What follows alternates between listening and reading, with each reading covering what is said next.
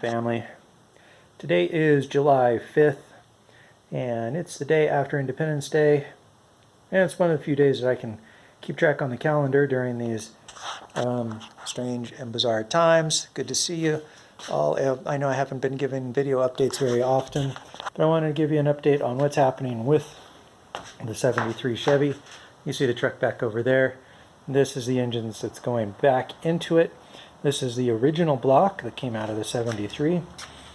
Date codes match up. This one is very weird in that it was not stamped with the VIN number anywhere that I could find, but there are date codes stamped into it, and that's just an interesting one.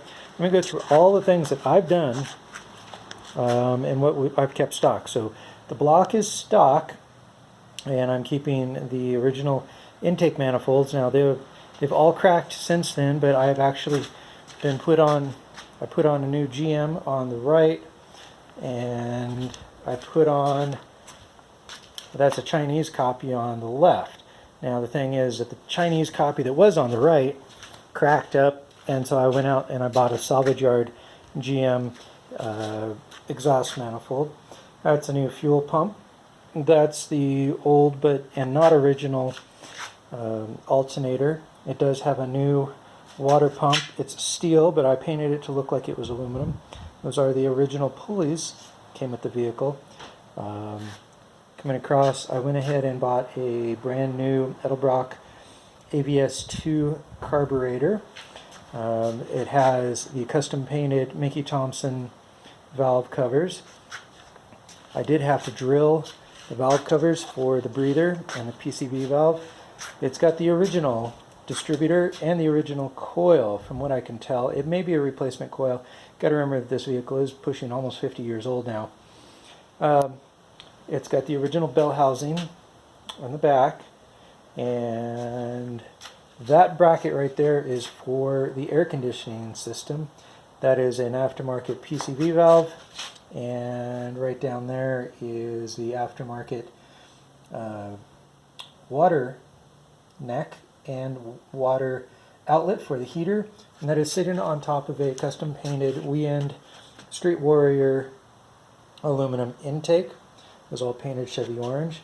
I did reuse the original oil pan and timing cover.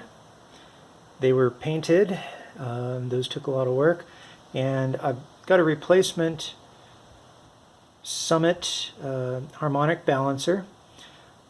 Up on front, we're going to have the fan and the fan clutch be attached right there.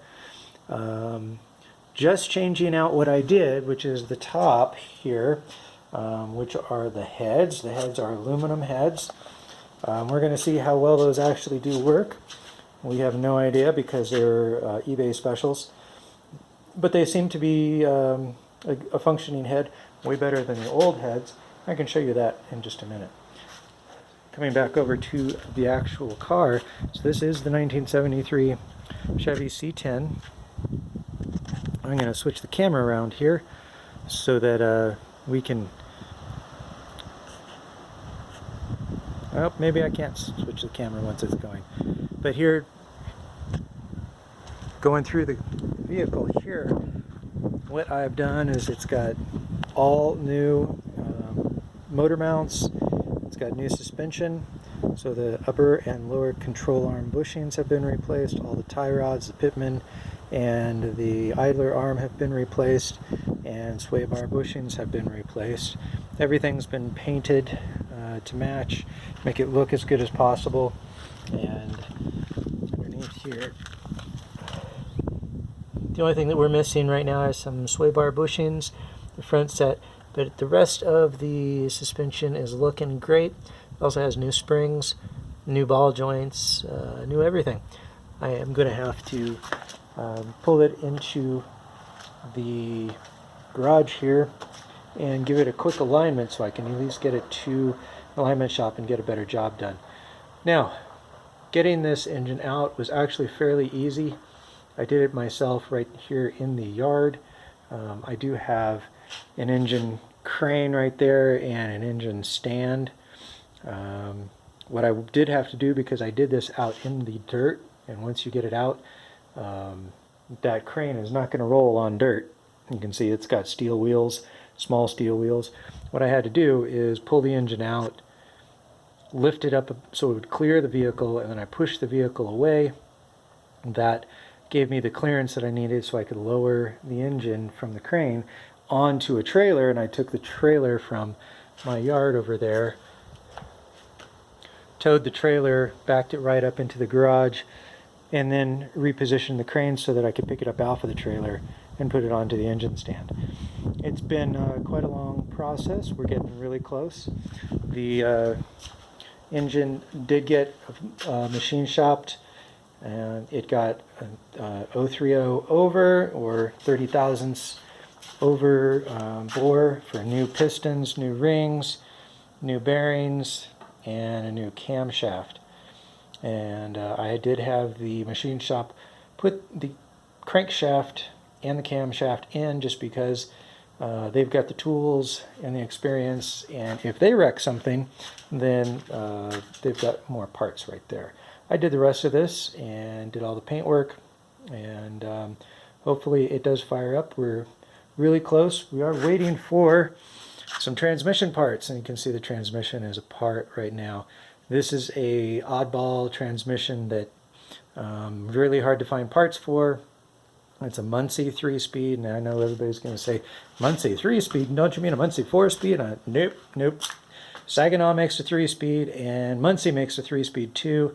And the hardest part that I've had to deal with is finding that bearing. This bearing right here is, it sounds okay because I've got some oil in it, but the way that you fix, the way that you test for a good bearing is you take it all the way down, get rid of all the grease and all the oil, and then spin it. And when you do that, you can feel all the crunchiness in this one. In this one, you can feel the crunchiness too.